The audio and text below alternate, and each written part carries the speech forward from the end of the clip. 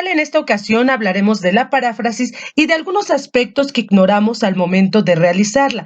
La paráfrasis consiste en explicar ideas de un autor con palabras propias, conservando el sentido original del texto, es decir, voy a decir con mis propias palabras lo que otro autor dijo o escribió. En este sentido, es importante tomar como evidencia las ideas de otro autor. Ese es uno de los fines de la paráfrasis, pero para ello debo evitar el plagio, es decir, no apropiarme de las ideas de otro autor usando las palabras exactas. Si uso las palabras exactas, voy a citarlo o referir la fuente de donde estoy obteniendo la información. Tengo que demostrar como objetivo de la paráfrasis que he comprendido la información que leí. Para ello sirve la paráfrasis. Por eso es muy útil para sustentar nuestras ideas, pero también para dar fundamentos al momento de estar realizando una argumentación.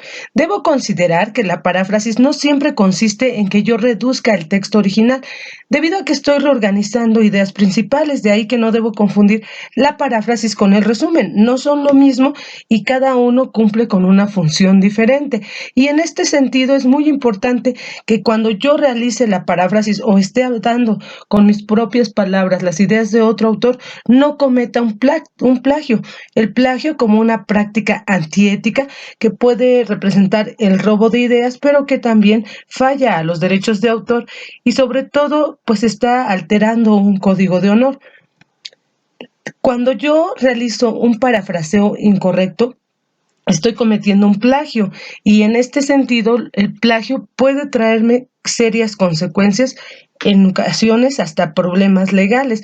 Cuando yo solo empleo las mismas palabras de otro autor en algún trabajo académico o educativo y solo cambio unas palabras por otras utilizando conectores o solamente sinónimos, puede ser, cuando se trata de un trabajo universitario, que te expulsen de la carrera universitaria, que represente la destrucción de tu trabajo, que te expulsen de una universidad o que te metas en problemas legales. Por ello, siempre es importante citar la fuente de donde se recuperó la información o decir quién es el autor de la misma.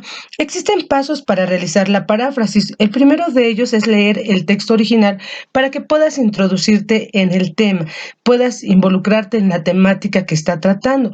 En un segundo momento, identifica la idea principal y las ideas secundarias para que determines cuál es la causa principal del desarrollo o hacia dónde van las ideas o los hechos que está manejando el autor o el texto. En un tercer momento tienes que reemplazar las palabras y las ideas por otras, pero ya empiezas a asignar tu propia redacción.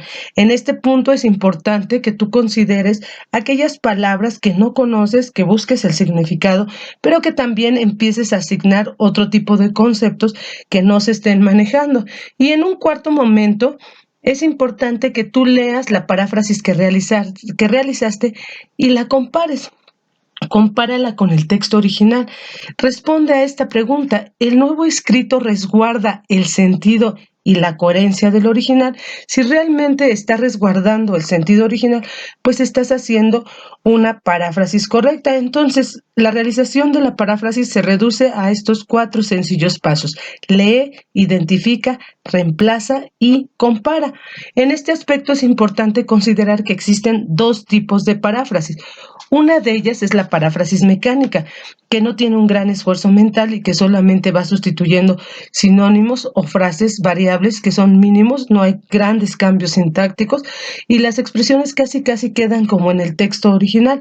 En cambio, la paráfrasis constructiva, tú ya haces un mayor esfuerzo, se rehace totalmente el enunciado, estás dando origen a un texto totalmente nuevo que cuenta con características diferentes, pero conserva el sentido original que se tenía. Aquí tenemos un ejemplo con una frase de Confucio: elige un trabajo que te guste y no tendrás que trabajar ni un día de tu vida. Si se aplica la paráfrasis, si te gusta un trabajo, lo verás como placer y no como una obligación. Entonces, esta paráfrasis es totalmente diferente a la frase o texto original y se está aplicando dar el mismo sentido que tiene el texto original, pero con un texto totalmente distinto. Por tanto, la paráfrasis puede ayudarnos mucho en los trabajos académicos y dar realce y sobre todo mejorar nuestra argumentación. De ahí que es importante que estos aspectos los consideremos al momento de realizarla. Esperamos sea útil esta información y sobre todo la apliques en tus trabajos. Muchas gracias.